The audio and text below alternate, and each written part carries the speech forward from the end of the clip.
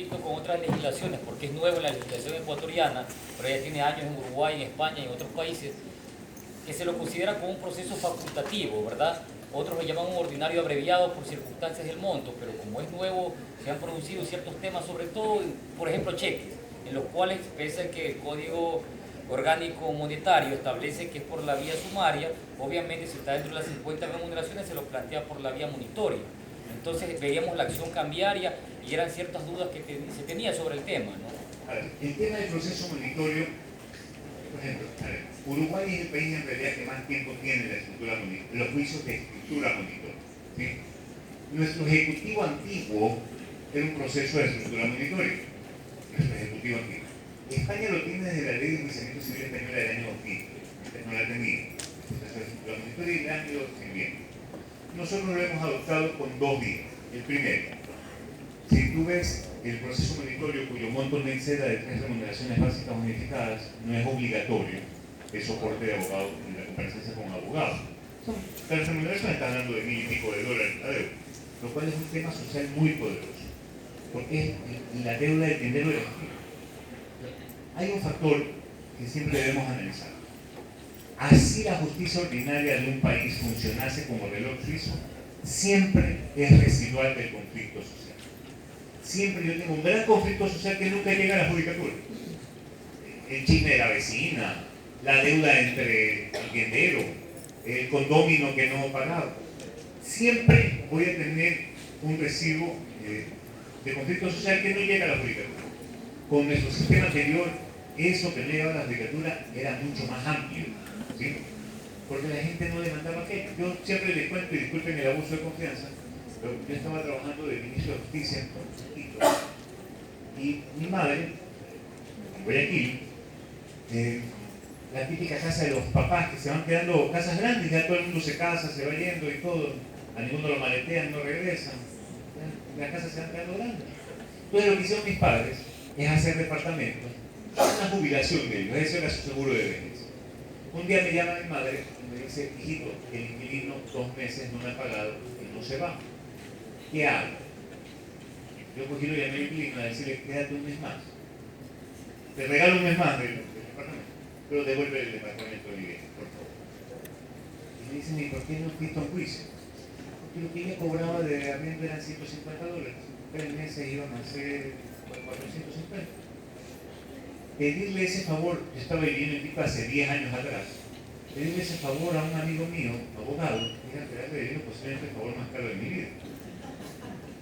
Porque aparte un colega abogado se dio un juicio por $450 y decía, maestro, te estoy haciendo el favor porque es mi ñaño, porque si no, cuando va surgiendo eso te digo, eso es el residual que no llega a judicatura.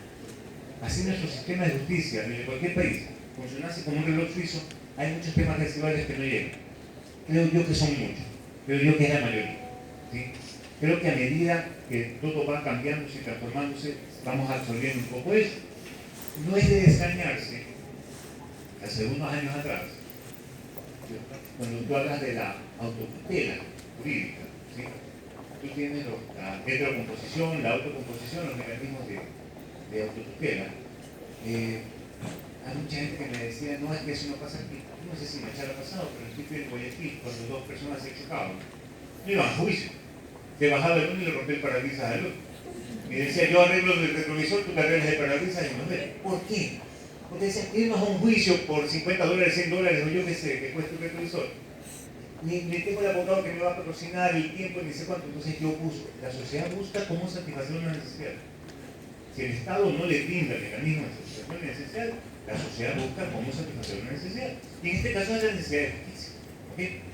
Para eso es el tema del proceso monitorio. ¿Cómo abríamos un nicho? Primero, hasta 3 salarios básicos unificados, no es obligatorio el patrocinio de abogados.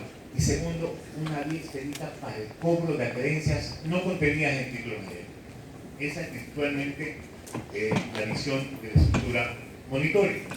Ahora bien, yo voy a llevar, yo como abogado, voy a llevar por la estructura monitoria aquello que no tengo título ejecutivo.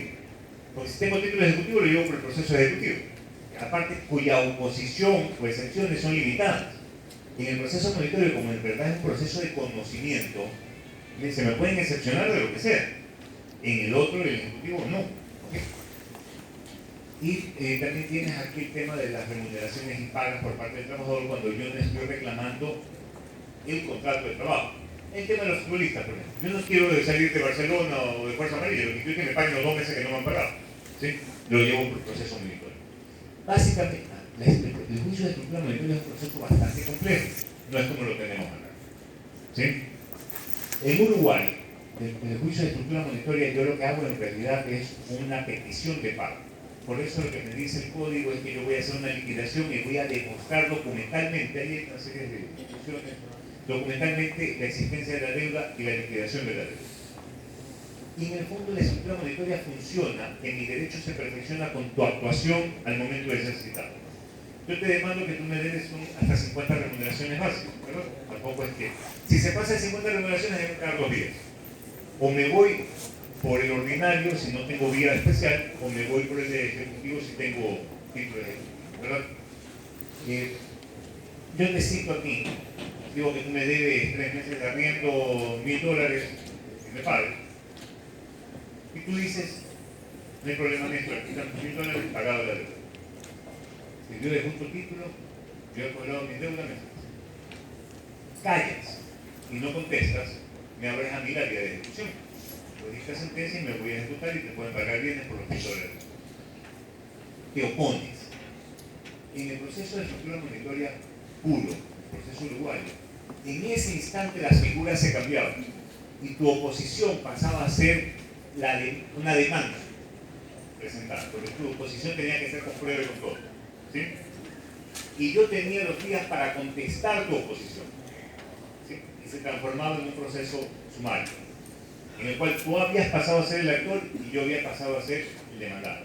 Fíjate, tú me debes, y tú dices es mentira por esto, tú pasabas a ser el actor en el juicio sumario y yo pasaba a ser el demandado, y yo contestaba eso.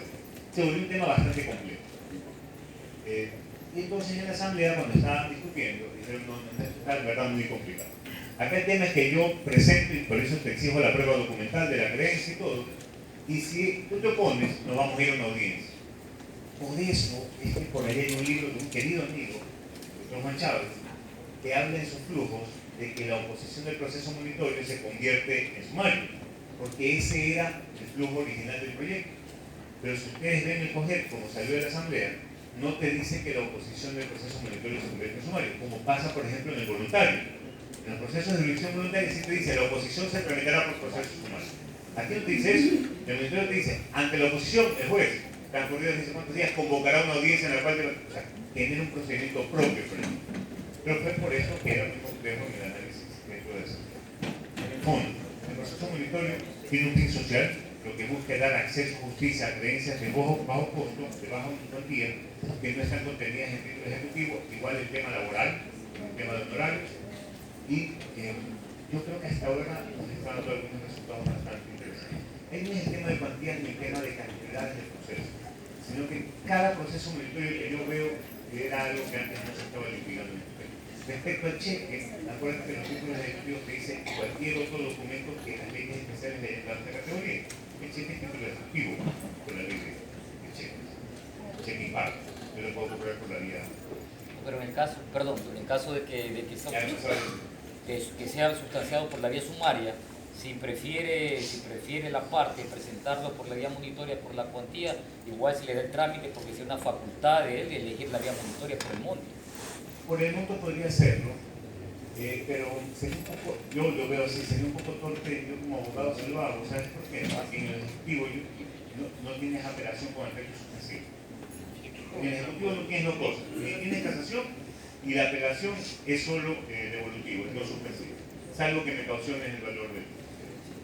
Se refiere a que si es ejecutivo obvio no va a poder demandarte por la monitoria. Se refiere a que si el documento conforme al artículo 516 del Código Orgánico Monetario lo remite al procedimiento sumario. Si la ley me manda el sumario, yo por la cuantía me bajo al procedimiento monitorio. A eso refiere. Ya, pero es una cosa, el cheque como cheque es título ejecutivo. No. La vía sumaria como tal era cuando yo había perdido mi acción en Porque no me iba a la ordinaria, sino me iba a sumar. Cuando el cheque no tiene las características que determina el organismo monetario, se tramita por la vía sumaria. Ya no es título ejecutivo. El asunto es que si